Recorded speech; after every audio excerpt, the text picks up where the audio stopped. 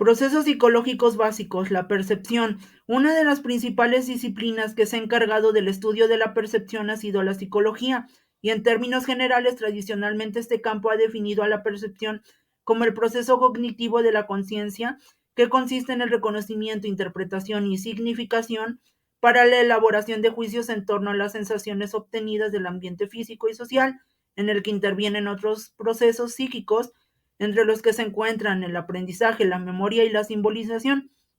Uno de los aspectos que ha sido privilegiado en los estudios tanto psicológicos como filosóficos sobre la percepción es el de la elaboración de juicios, que se plantea como una de las características básicas de la percepción. La formulación de juicios ha sido tratada dentro del ámbito de los procesos intelectuales conscientes en un modelo lineal en donde el individuo es estimulado, tiene sensaciones y las intelectualiza formulando juicios u opiniones sobre ellas, circunscribiendo a la percepción en el ámbito de la mente consciente.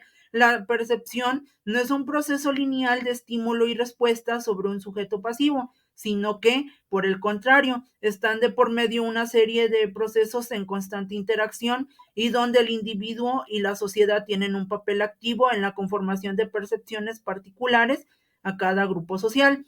Y por otro lado, tenemos las sensaciones que también llegan a la mente y son procesadas de forma inconsciente. La percepción subliminal, a la cual por mucho tiempo se le negó existencia, actualmente es un hecho comprobado. En la percepción subliminal, lo percibido puede quedar registrado en la mente en forma inconsciente sin llegar a alcanzar el nivel de la conciencia. En el proceso de la percepción se ponen en juego referentes ideológicos y culturales que reproducen y explican la realidad y que son aplicados a las distintas experiencias cotidianas para ordenarlas y transformarlas.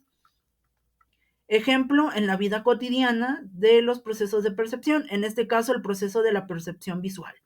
Los objetos emiten o reflejan radiaciones luminosas de distinta frecuencia e intensidad que penetran en el interior del globo ocular a través de la pupila. La pupila se dilata o contrae en función de las condiciones lumínicas por la acción del iris.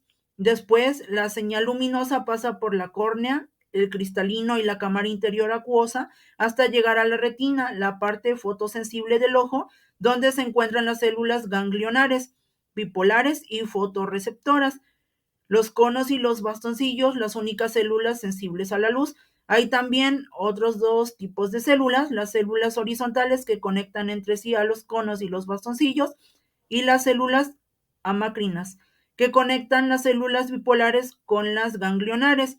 La retina es un tejido fotorreceptor que cubre la mayor parte de la superficie interior del ojo y constituye el plano sobre el que se proyectan las imágenes de forma invertida. En la retina, los fotorreceptores, conos y bastones transforman la luz en energía electroquímica que se transmite al cerebro a través del nervio óptico. La energía electromagnética que incide sobre los conos y los bastoncillos se transforman en impulsos nerviosos que llegan hasta las células ganglionares, cuyos axones se unen para formar el nervio óptico en el disco óptico llamado punto ciego porque carece de células fotorreceptoras y no es sensible a la luz. Los impulsos nerviosos que proceden de la retina llegan a través del núcleo geniculado lateral NGL del tálamo hasta la corteza visual del cerebro, situada en el lóbulo occipital donde se produce la propia percepción. Los haces nerviosos de cada ojo se encuentran en el quiasma óptico, donde parte de ellos se cruzan para ir a parar al hemisferio cerebral opuesto. Las fibras que salen del lado izquierdo de ambas retinas y que corresponden al lado derecho del campo visual se proyectan hacia el hemisferio izquierdo, y las que salen del lado derecho de ambas retinas y que corresponden al lado izquierdo del campo visual se proyectan hacia el hemisferio derecho.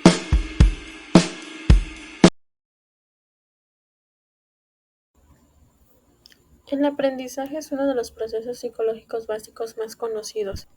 El aprendizaje no solo es una habilidad o capacidad para adquirir conocimientos, sino sacar el mejor provecho de nuestras experiencias para adaptarnos al mundo que nos rodea. El constante aprendizaje ayuda a adquirir habilidades de pensamiento crítico y a descubrir numerosas formas en las que nos podemos relacionar con personas de diferentes culturas. Es la única forma de lidiar con el cambio constante en el que estamos sometidos día a día y nos da las herramientas para avanzar con facilidad. Aprender es un proceso continuo que fomenta la adquisición de competencias, conocimientos y habilidades para el desarrollar oportunidades futuras. Skinner, Piaget, Vygotsky y Brunner son algunos de los nombres que destacan entre los principales autores de este proceso psicológico. Gracias a ellos, hoy no es posible hablar solo de un tipo de aprendizaje, sino de decenas. Por ejemplo, aprendizaje significativo, creativo, metacognitivo, empírico y diálogo, solo por mencionar algunos. El aprendizaje se da a lo largo de todo el desarrollo humano y abarca diferentes aspectos de la persona. Un ejemplo en la vida cotidiana, sin lugar a duda, es el reconocimiento facial. Y en este proceso, las áreas cerebrales involucradas, en primer lugar, donde se pueden encontrar cambios a nivel sináptico, es la corteza de asociación sensitiva. A través de la técnica de neuroimagen funcional, se ha comprobado que cuando una persona evoca elementos almacenados en la memoria, ya sea tipo visual, auditivo o de otro tipo, se da una actividad significativa en la zona del córtex. Esta región, además, también se activa cuando hacemos uso de la memoria a corto plazo, durante el proceso de percepción. De hecho, se ha demostrado que el uso de la técnica de estimulación magnética transcraniana en la corteza de asociación sensorial tiene como efecto secundario una perturbación en los procesos de acuerdo de los estímulos percibidos con la memoria activa o primaria. Otra área cerebral que está implicada en el aprendizaje perceptual es la corteza prefrontal, puesto que también es responsable de las tareas que implican el funcionamiento de la memoria a corto plazo. Sería esta parte del cerebro donde se integrarían los datos acerca de los elementos que tenemos que recordar día con día. En este caso, recordar que conocemos a una persona de algún lugar, ya sea solo por simple vista. Cuando los procesos de percepción se dan por la vía ocular, es decir, en la mayoría de los casos se activa la corteza visual primaria. Esta recoge los datos desde el núcleo geniculado lateral, otra estructura cerebral, en este caso ubicada en el tálamo, y es responsable de un primer procesamiento de los datos obtenidos antes de mandarlos a la corteza extraestriada. Además, la corteza visual primaria puede utilizar dos vías diferentes, en función de la tarea que esté realizando. Cuando se trata de reconocer un determinado elemento, en este caso, el aspecto físico de una persona, se toma la vía ventral que va por la corteza del lóbulo temporal inferior. Por eso, si esta zona se viese afectada por algún tipo de lesión o enfermedad, es posible que el sujeto perdiese la facultad de reconocer determinados objetos. Por otro lado estaría la vía dorsal, recorrido que pasa por la corteza del lóbulo parietal posterior y cuya función estaría relacionada con la localización de un elemento concreto en el espacio. La corteza de asociación visual es una área clave durante el aprendizaje perceptivo, pues en este lugar y a través del establecimiento de sucesivas conexiones neuronales o sinapsis, como se genera el proceso de reconocimiento visual por un estímulo determinado. Y por último, cabe señalar que un procedimiento tan cotidiano y normalizado, pero en realidad enormemente complejo, como es el reconocer una cara, es posible gracias a una sinapsis que se genera dentro de la ya mencionada corteza visual asociativa, por una zona muy concreta conocida como área funcional de las caras, por lo que Otro proceso psicológico básico es la motivación, que es la fuerza interna que impulsa nuestra conducta. Se refiere a los procesos psicológicos que nos llevan a actuar de cierta manera para alcanzar metas o satisfacer necesidades. Los factores que influyen en la motivación son necesidades básicas, que es la búsqueda de satisfacción en áreas como alimentación, seguridad, relaciones sociales, reconocimiento y autorrealización. También las emociones, como nuestras emociones como la felicidad, el miedo, la tristeza, que influyen en nuestras motivaciones. Las experiencias pasadas, como las experiencias anteriores que afectan nuestras motivaciones presentes. Las teorías de la motivación en acción son Maslow y la pirámide de necesidades, como nuestras necesidades cambian y evolucionan a lo largo del tiempo. Barron y la teoría de la expectativa, la conexión entre nuestros esfuerzos, la expectativa y los resultados. También se encuentra la motivación intrínseca y la extrínseca. La motivación intrínseca realiza las actividades por el placer y la satisfacción personal, mientras que la motivación extrínseca es impulsada por recompensas externas para tratar de evitar castigos. También se encuentra el ciclo motivacional en la vida diaria, y este consta del estímulo, que es algo que nos llama la atención, la necesidad, que es la falta percibida que queremos abordar, la acción, que es nuestra respuesta o comportamiento, la recompensa, que es la satisfacción que buscamos. En la motivación también se encuentra el impacto en las decisiones diarias, como nuestras motivaciones que influyen en las elecciones tanto simples como complejas, como la dieta, la actividad física, las interacciones sociales y la búsqueda de metas personales y profesionales. El proceso psicológico de la motivación también consta de las emociones, ya que las emociones desempeñan un papel clave en la motivación. Sentimientos como la felicidad, la tristeza, el miedo o como la ira pueden influir en ciertas motivaciones y decisiones. Por ejemplo, la tristeza puede motivar la búsqueda de consuelo, mientras que la felicidad puede motivar la repetición de comportamientos que llevaron a esa emoción. También influye las experiencias pasadas. Las experiencias previas y los éxitos o fracasos pasados pueden afectar significativamente la motivación presente de la persona. El aprendizaje de experiencias anteriores moldea nuestras expectativas y percepciones de lo que podemos lograr o llegar a poder lograr. Un ejemplo en el que se ponga en práctica el proceso psicológico básico de la motivación podría ser una persona que trabaja en una oficina. Su motivación diaria podría ser el deseo de proporcionar una vida mejor para su familia. Cada día se levanta temprano y se esfuerza en su trabajo, no solo por cumplir con sus responsabilidades laborales, sino también con la visión de a largo plazo de brindar a su familia comodidades, educación y oportunidades que él o ella no tuvo en su propia infancia. Esta motivación diaria no solo impulsa a la persona a realizar sus tareas con diligencia, sino que también le proporciona un sentido más profundo de sus propósitos.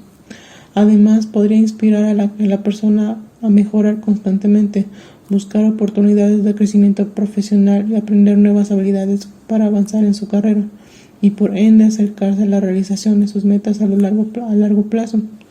La conexión emocional con el bienestar de su familia actúa como un motor constante que impulsa la motivación en su vida cotidiana.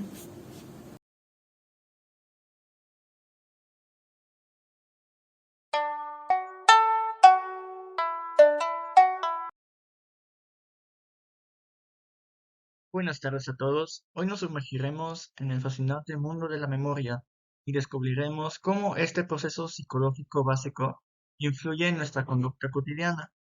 La memoria no es solo algo que utilizamos en la escuela o en el trabajo, está presente en cada momento de nuestras vidas. Comencemos por entender qué es la memoria. Imaginen que la memoria es una biblioteca en la que podemos almacenar información sobre distintas experiencias pasadas. Este proceso nos permite aprender de nuestras vivencias y adaptarnos a nuevas situaciones. ¿Recuerdan cuando desayunaron por primera vez en el día? Ahí está la memoria operando. La memoria se completa de 3 etapas: la codificación, el almacenamiento y la recuperación. La codificación es como tomar notas mentales de lo que nosotros experimentamos en el día. Piensen en ella como el proceso de guardar un archivo en una computadora. Luego viene el almacenamiento, donde esa información se guarda para un uso futuro. Y por último está la recuperación, la cual nos permite acceder a esos recuerdos cuando los necesitamos. Pero, ¿cómo afecta esto a nuestra conducta diaria? La memoria moldea nuestra personalidad y decisiones. Por ejemplo, si tenemos una experiencia positiva con algo, es probable que lo busquemos nuevamente. Lo mismo ocurre con las experiencias negativas. Tratamos de evitarlas.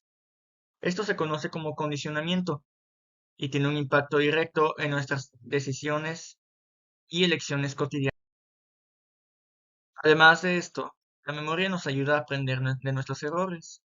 ¿Alguna vez han olvidado cerrar la puerta de su casa y luego se han acordado justo cuando estaban ya lejos de su casa, lejos del trayecto? A mí me pasa mucho de que dejo la comida en la estufa, en los frijoles, y estoy con el pendiente de si la apagué o no. Y una vez sí se me quemaron. Y pues esa sensación incómoda que tuve fue un recordatorio de lo importante que es prestar atención. La memoria trabaja para mostrar nuestra conducta en el futuro y hacer que ésta mejore. En resumen, la memoria es como un director de una película en la que nosotros somos los protagonistas y nos ayuda a recordar, a aprender y a adaptarnos. Así como la próxima vez que se cuestionen el por qué hacen algo, recuerden que la memoria está detrás de una gran parte de nuestra vida cotidiana. Esto fue todo por hoy. Les mando un saludo. Hasta luego.